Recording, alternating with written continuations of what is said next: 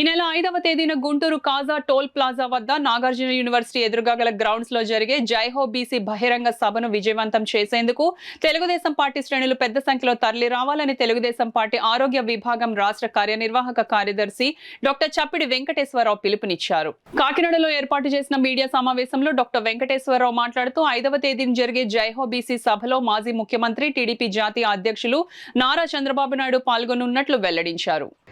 గుంటూరు జిల్లా కాజా toll plaza దగ్గర Nagarjuna university ఎదురుగా గల గ్రౌండ్ నందు జరిపిస్తారు.